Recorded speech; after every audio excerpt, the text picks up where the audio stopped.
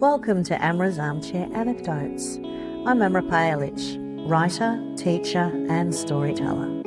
Pull up a chair and let's dive into stories about writing, life and lessons learned, sharing wisdom from my armchair to yours. You can find the episode show notes, your free episode handouts and my how-to guides at amrapajalich.com/podcast.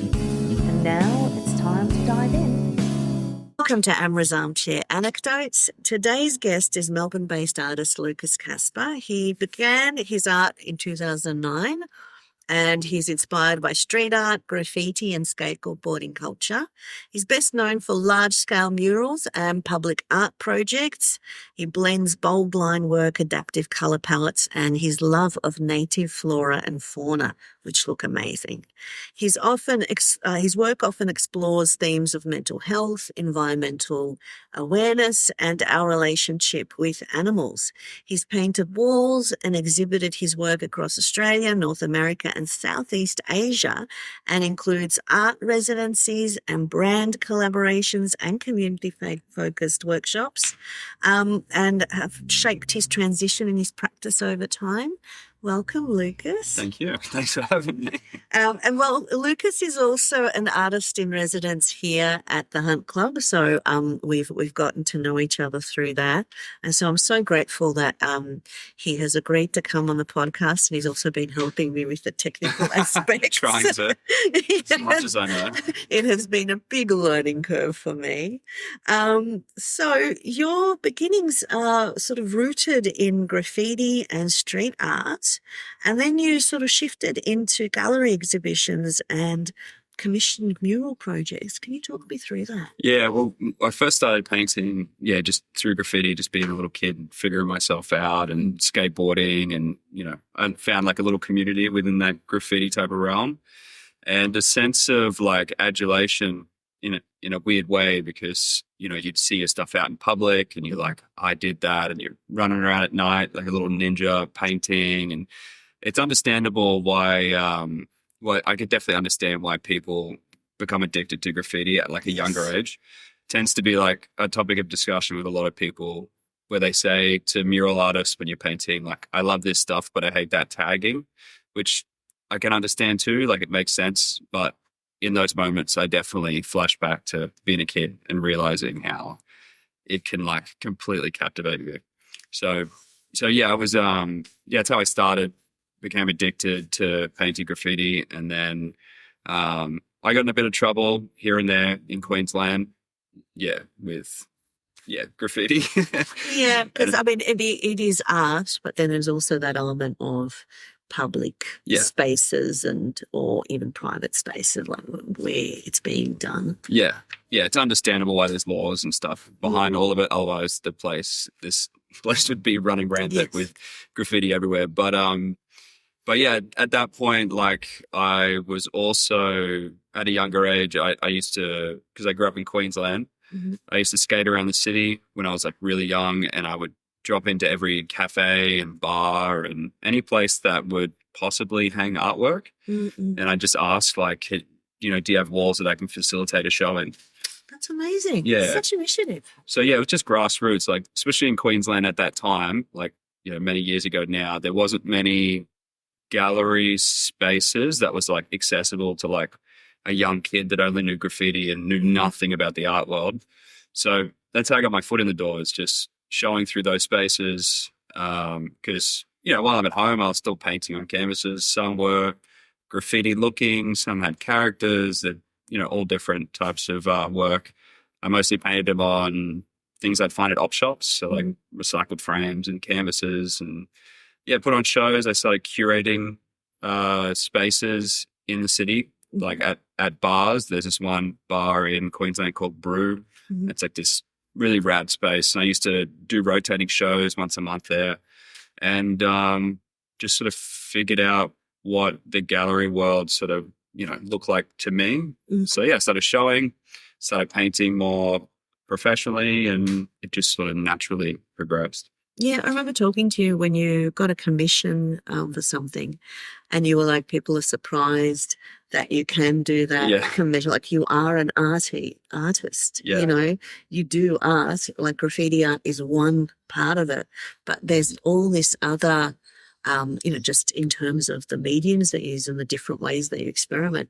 And sometimes that's a bit of a shame where, you know, people get a little bit pigeonholed, and you've managed to, I think, get out of that and do all these different things. Yeah. Yeah, I tend to be like a jack of all trades with that type of stuff. I mean, literally, I'm out in the balcony right now in the studio cutting up things to create A-frames for like live painting events and all that. So I'm always doing something different. And I think my style is similar in that way, where I can vary from one thing to the next. And like as a public artist, you tend to have to fit the aesthetic of like where you're painting. Like I painted in a park for Brisbane City Council not too long ago, and I looked around and there was beautiful swans and ducks and all this. So it was, first thing that came to mind was doing, you know, some beautiful realism mixed with my style, because it's not every setting that they would want some sort of graffiti-ish, you know, street art styling. Like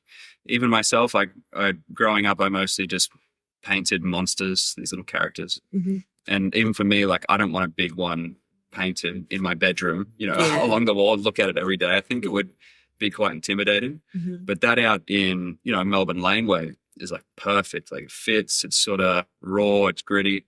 So over time, like being a public artist, having to answer briefs and looking at spaces and approaching them correctly has made me like vary my style a bit and be able to paint a lot of different things. Well, just I want to pick that up because, you know, that's one of the things when you are that artist and you're wanting to get those gigs and stuff. It is about being able to interpret and being able to work with people. But then there's that aspect of being an artist and your vision and stuff. How do you navigate those two things? There's many challenges along the way. It's hard. That's like riding that thin line is like the most challenging thing. Like I could really appreciate artists that like they have one style, that's what they paint, and they paint that everywhere. People recognize them as that. I think that's awesome. If you can, you know, push one visual aesthetic and have it appreciated to the point where you can just do that consistently, that's amazing. But yeah, for me, I guess the first thing that came to mind was like monsters and sort of these like creepy looking things. So I really had to vary out, and it puts me in moments where I have to answer a brief that, it can be really challenging, but you just push through it. Like I've had jobs that, you know, they look like it's like a good payday, you know, it's going to treat me well, it's a good spot and all this, but it's like the first 2 or 3 days I'm looking at it, I'm like, I have nothing for this. But I always manage to get over the other side. And what's odd too is those are the jobs that are usually the ones I look at the end and I go, I'm like super proud of it. Yeah. So it's that inspiration versus perspiration. Yeah. Like, you know, do you do things just when you're inspired, but you have to actually, like if you're going to be, you know, a working artist, a working writer, you have to be doing it even when you're not feeling it in the moment. You have to find it. Yeah. Regardless. Yeah. And that's why I'm here. Like I'm in the studio pretty much every day. I'm not painting outside. I'm painting or like making something in here. Like I always just sort of force myself. Sometimes I come in here and sit in my seat and like look at the wall for like 2 hours and have nothing, but at least I'm here. And it keeps me motivated. It does, doesn't it? Like where you're kind of like, okay, this is it. So something starts percolating. Just because we don't have the TV. Like if we're at home and we've got the TV, we're like, oh, well, let's turn on the TV. But we're here, and it doesn't matter how tired I am, I still get some work done. Yeah, yeah. And there's like, I got 2 kittens at home, and they're very distracting. So, yes. Yeah. I think there's so much more. Yeah. So I think we've touched on some of these things. You described that your monster theme line work was a therapeutic outlet. And now you've sort of shifted towards mental health, animals and environmental themes. So can you sort of talk through that evolution? Yeah, well, I think the monster theme all started up more like subconsciously. There was not really an intention in my mind as to the reason why I was painting them. But I sort of figured out it was like a natural thing. It was almost like a mandala. You know, draw the center and you like shape out and shape out and shape out. And it's quite a therapeutic process. Mm-hmm. It's how I used to approach the monsters. I'd do 2 eyes and then just work my way out, fill them in, line them up. And it was just this, art's always put me in the place where the negative thoughts just vanish. And that's, I realized like as I got, older, that's what I was using it for. Mm. But, over time, you become a bit more mature and you sort of realize that maybe you want to make some type of statement or put a specific visual into that. So that mesh that, made me start implementing in different things, like using those same methods, but maybe painting an animal or putting an animal into it, or different types of visuals like implementing in. So I guess, it just started as monsters, and now that'll be in pretty much everything I ever paint. You'll see that form of that practice. Mm-hmm. But I guess it holds more intent rather than just being a thing. I don't really know why I'm doing it, but I'm just doing it. And that's the fascinating thing about being an artist. There's always this subconscious element to it. And then people are asking you questions and you're like, all right, Yeah. I'll try and, package it. Yeah. But at the end of the day, there's a lot of that work, that cognitive work that happens there. Yeah, it can be a weird thing, like especially being in like the public space. People ask you questions like, "What is it?" Yes. And like you don't have an answer. Yeah. You're like, oh, Yeah. Sometimes when people are in my work and they're like, oh, this and that, and I'm like, Yeah. sure, yeah, absolutely. Yeah. I don't know. Yeah. But yeah, you kind of, there's so much of us on that subconscious level that kind of seeps through. Yeah. So you've had involvement in school murals and community art creative workshops. So how's that community-based art evolved and how have you gotten into that? Well, I was your typical like disengaged kid in school. So I can definitely, I can relate to a lot of young people that are going through similar things. So I just really naturally found myself in situations where a school wanted to interact and do a workshop or do a mural or do whatever it is. And I tend to pitch the idea of like working with the kids. So it's actually strange. Like the first place I ever taught, I was probably 17, I think. And it was for a place called, what's it called? Oh, yeah, it was for a place called NOFS. And it was NOFFS. And they ran a program for the Street University. I walked into this building one day because out the front there was an A-frame that says like graffiti artists wanted. I was like, oh, yeah. I was like, you don't see that every day. They were looking for you. Yeah. So I walked in and started painting. Like they gave me a bunch of paint. I painted the wall and they said, come back next week and bring your AVN. And I was like, yeah, cool. I had no idea what an AVN was. So I went home, signed up for a sole trader AVN. That's how I got my first paid jobs. And I came back and they were like, yeah, you have a job. You're going to come back here once a week and you're going to run like art workshops, graffiti art workshops with the young people. So I became a facilitator, and the age demo that I was working with people that were, 10 years older than me. So I was just like this kid, didn't know how to teach, didn't know what to do, but, they were a really cool place where they realized that the people that should be teaching this stuff are the people that are like part of that world. So I might have been younger, but that was my entire life. So I was in the right spot. Wasn't mature enough to teach. A lot of things stumped me. It was crazy. Yeah. Teaching is Yeah. So like at a very young age, I was just thrown into it with that. And then I think every sort of teaching workshop type of situation since has been easier than what that was. So yeah, I got thrown in the deep end, and ever since, I just work with young people and schools and stuff all the time, and I just love it.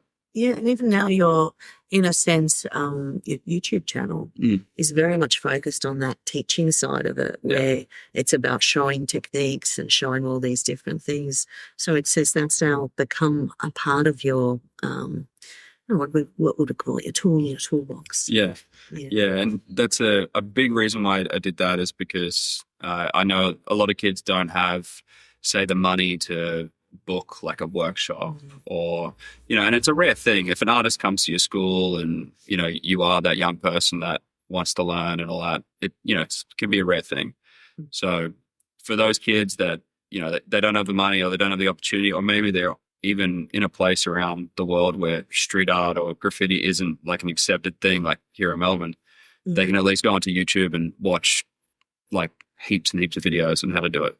So yeah, and there is like, we sort of make out sometimes like, there has to be a way of learning and the gatekeeping part of some industries, like my industry also in terms of writing. But at the end of the day, like, there is an element of you have a gift and you have a talent and it's something that you enjoy doing. And there's certain things that can be taught within that scope. But then there's certain things where it's just like, you like it, you do it, you enjoy it. Yeah.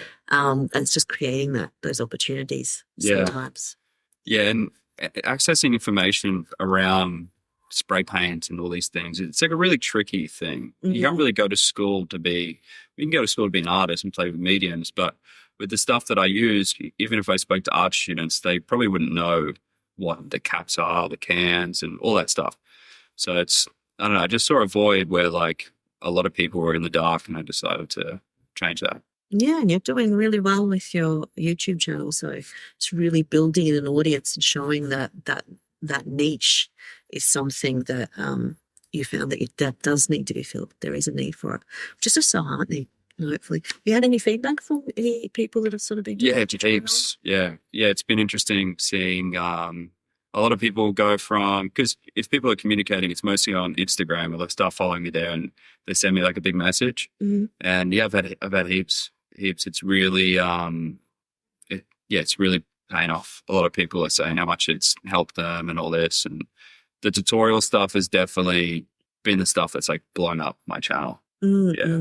Well, as an aspiring YouTube, so I look at you and I'm like, oh, but you're really doing the work with it in terms of the ideas and generating and recording every week and developing that content and doing the themes in terms of, building these videos so that they're beautifully cohesive and sort of doing that support. So, there's a lot of work behind the scenes that goes into it. It takes away from my painting time. I spend more time editing the video than I do painting whatever artwork that I'm doing. So tutorials a bit easier because you talk for a little while and that can be a minute, but a minute worth of like a painting edit takes 5 hours to edit. Yes, because you're actually doing it and then you're having to like shorten it. Here and then slow-mo and then this and so it's it's a lot of work. Is it leading, though, to more opportunities in terms of people seeing you who might not have seen you before and getting more work in that way too? I think so. I don't know how much is translating to like projects coming through. It's hard to say, even with like brand collaborations, if they see you have a YouTube channel and there's, 10,000 people that are watching you and you have a bit of a following, like that stuff can really help you in those ways, in small ways. You might not even hear from them. Like, this is the reason why we were like attracted to you as an artist.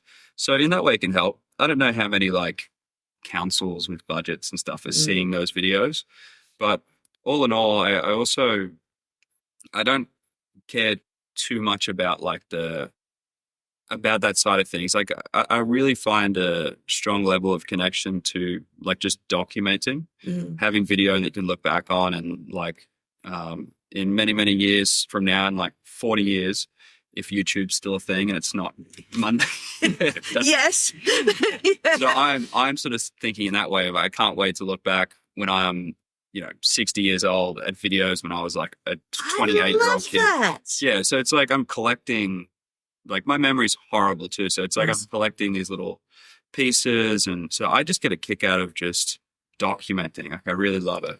I love that. That's a really great way of thinking about it. Yeah. Because, I have these moments also where it's like, why am I doing things and what am I doing? But my philosophy is just create things and put them out there and see it. But that's an even better philosophy where it's like you're documenting for yourself and then anything else, gravy. Yeah. It's just beautiful gravy. Oh, that's awesome.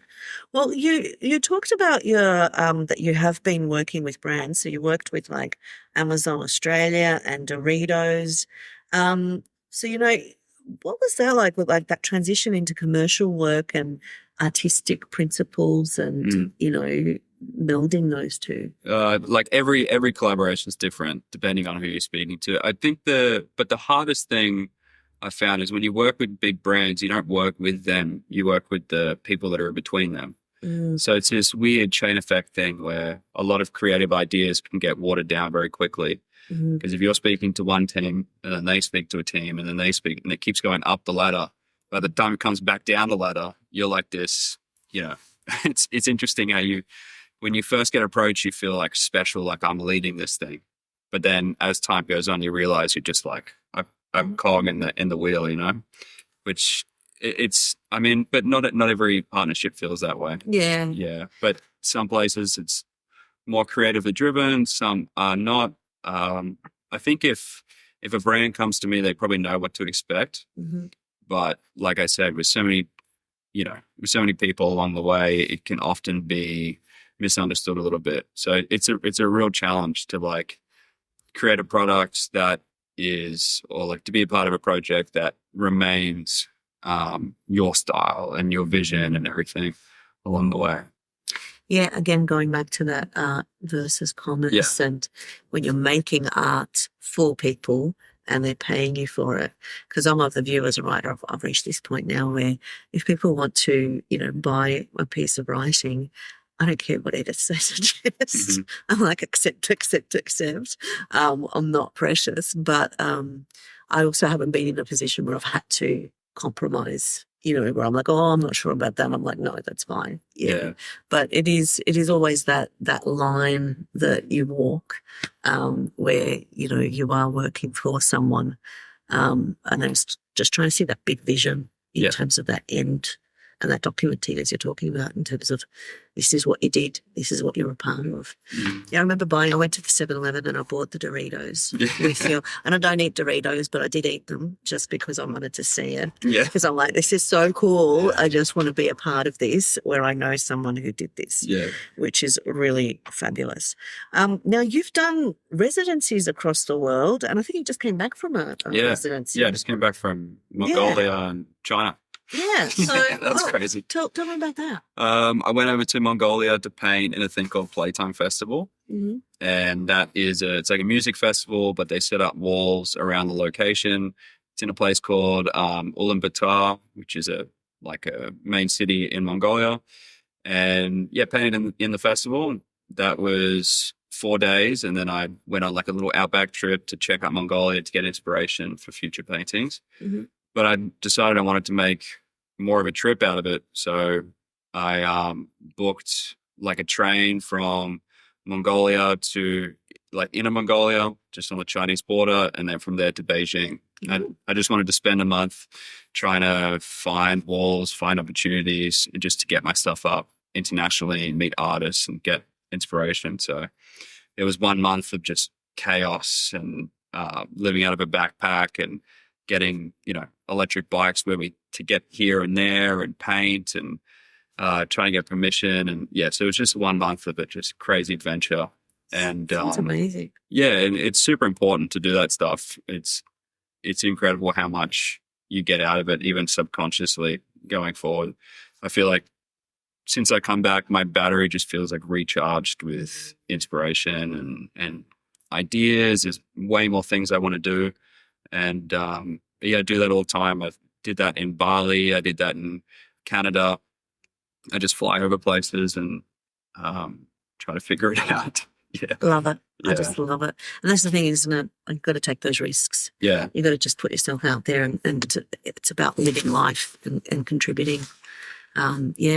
You're giving me ideas because planting a lot of ideas now. So looking back, what was the biggest pivot moment of your career? Could you pinpoint one transition, do you think? Pivot to changing my approach. Yeah, where something like a big change where you transitioned out of one thing to another, where you're like, oh, that was I guess a little bit, you've already talked about the teaching graffiti art at 17 years old and how that really kind of changed and gave you this skill set. Yeah. Is there anything else like that? I think, there was one major project that I did that I learned a lot from, and I sort of put my artwork on a larger scale, I think, which was in Wodonga, Albury Wodonga, right on the New South Wales border between Victoria and New South Wales, a town called Wodonga. And I went there for a 6-month artist residency, I guess you call it, where I worked for the council full time. I got a budget for paint, which was insane, and got my own little rental van and went around. And my mission was to paint walls for 6 months. So during that period, I think, like I already took my work very seriously and all that, but I think it's almost like when I look back, I think of my practice before Wodonga and after Wodonga, almost like it was like that leveling up point. And it really pushed me to like a next level. I think I got taken a little bit more seriously. I wasn't just a guy painting in laneways and occasionally getting commissions. Like I was doing these large, grand artworks that are now like held in like their art collection, and it was like a big thing. So that was a huge opportunity, I think, that pivoted me. It was in the perfect time where I was ready to move out of big, cold warehouse, like communal space, to like my own spot like this. And yeah, I think when I think about a pivoting moment, I probably think back to that. It's almost like my direction changed completely after that project. And were you applying for that, like where it was, because that's something that we've talked about, where you're always kind of looking for opportunities and applying for grants and applying for residencies. And that's a big part of this life that we live. So can you talk about that? Like how have you learned to do that? What are the things you've learned through that? Yeah, so that was application, and it was over COVID. So yes. So there's all these different little funding streams, activations, and things like that. So Wodonga was one council, as well as there was a few others that ran this program where, they just opened up a 6-month residency for public artists to paint in spaces. So when I got to Wodonga, there was also like a new videographer, and there was like an accountant, and just standard jobs within the council. But then like my role was very odd, and they popped that up. But I won it through in expression of interest process, and I continue to do those all the time as well. Like I said, I'm in here every day, and if one day I don't have ideas or a commission, or it's slow for a little bit, I'll plug back in and have a look. I think a really awesome website for artists of all different backgrounds would be Arts Hub. It's got a lot of different opportunities, grants, a lot. So I always sort of plug back into there in a few different streams, see what's going on, and maybe put together an expression of interest. And there's no one that the more that you do it, the more it becomes routine in a certain way, and that you have all these assets and all of this information that you can package up for these different things. Yeah, like it forces you to do things like update your CV. Yes. Yeah, stuff we never do unless we've got this thing. No way. I'm not just going to it's like the worst. I hate doing that so much. So sometimes when you're applying for something and it's important, you're like, okay, the last thing that's written on my CV can't say like 2024. It has to at least say mine this year. Does. I need to update mine. That's the thing. It is a workload, and also sometimes deadlines. When there's things that I want to do and I know that they're coming up, like I start keeping an eye. I put the deadlines in my calendar where it's like, okay, this is the thing. So it becomes like a work thing. And a friend of mine, she's like, you've got to be in it. If you don't ask, it's never going to happen. And this is the thing. If you don't put yourself in there and you don't try, you never know what's going to happen. And look at you, like if you've built up those networks and all of those opportunities. And I mean, I just also wanted to highlight you're one of the few people that I know who is actually a full-time working artist. And this is you actually living off your art. So all of these different streams that you're doing are so important also from that perspective. Yeah. That hustle and always having something going on. Yeah, it's a hustle. It's like the hardest thing I've ever done is being an artist. And before this, I've worked in every type of job from, like roofing and concreting and construction, landscaping. I was pizza delivery boy. I was a dog groomer. I was grocery shop, all that stuff, like especially the hardworking, hard yards in Queensland, sweating in the heat and all that. You'd think that would be harder than being an artist, but it doesn't even touch it. Yeah. Like the mental strain, always having to have ideas, always having to build and be better, and next painting be better, and the pressure you have on yourself and being completely reliant financially on what you produce is a lot of pressure.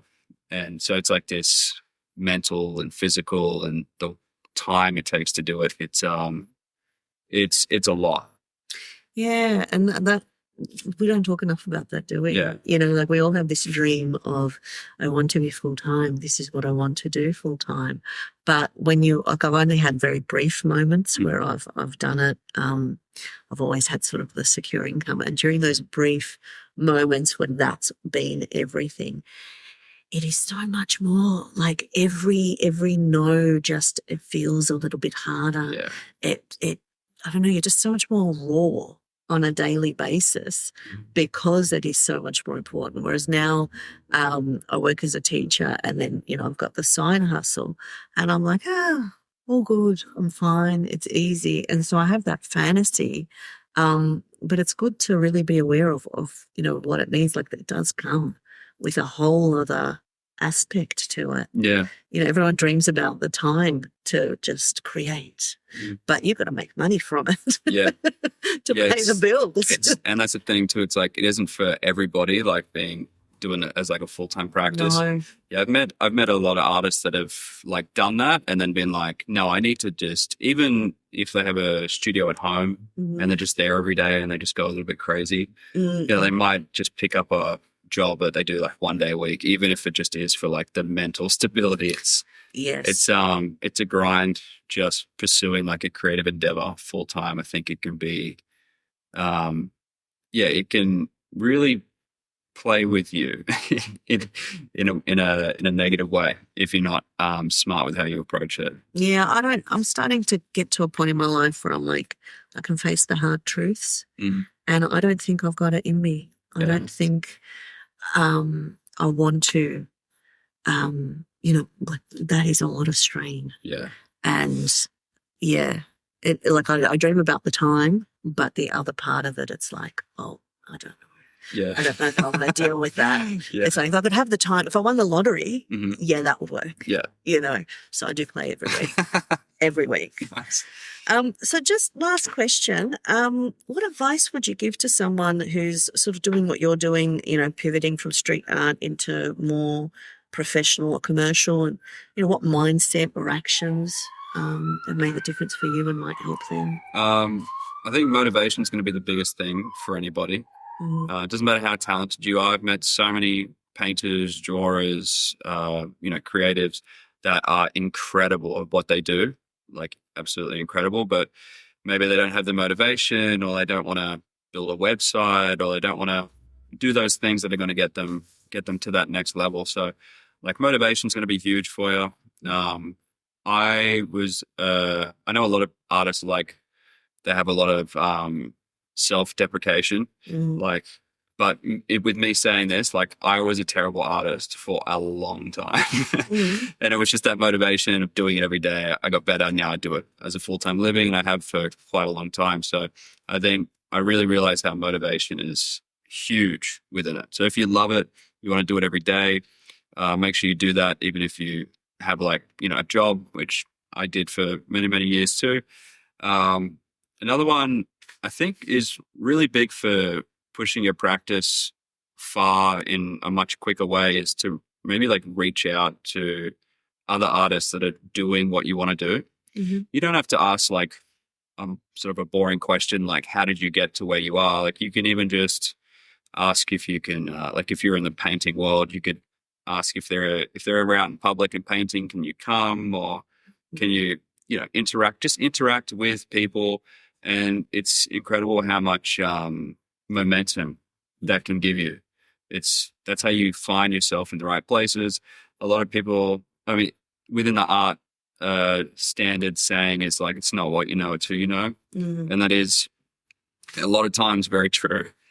Yeah, but it's also about building those genuine networks. I sometimes find people think that they could just sort of randomly pop in, but it's like you've actually got to build that genuine connection. And as you said, if they come and they're interacting with you while you're painting, while you're doing your practice, then they're showing interest. You've got that, connection. But sometimes it's like when people are just sort of contacting you and wanting things, and it's like, well, create that, those moments. Yeah. Like it has to be a genuine connection. Yeah. Like if I had a young kid that was 15 or whatever that wanted to come and paint and sent me a message and say Instagram, I'd probably message him back when I'm going to a laneway and we might paint. And like for me, it took me so long to learn the basics of how all this stuff even works. But within a 30-minute conversation with an established artist, I probably would have learned like 10 years of experience just to be there. So I think communication, and especially where we are today with social media, it's so easy to reach out to people. And it's not like back in the day where, people that are established are these huge figures that you could never talk to. They'd never message back. Like artists that you might appreciate might message you back. They might not, who knows? But if they do, it could lead to anything. Yeah. And, and I do love that part of social media, how you create all these networks and connections with people.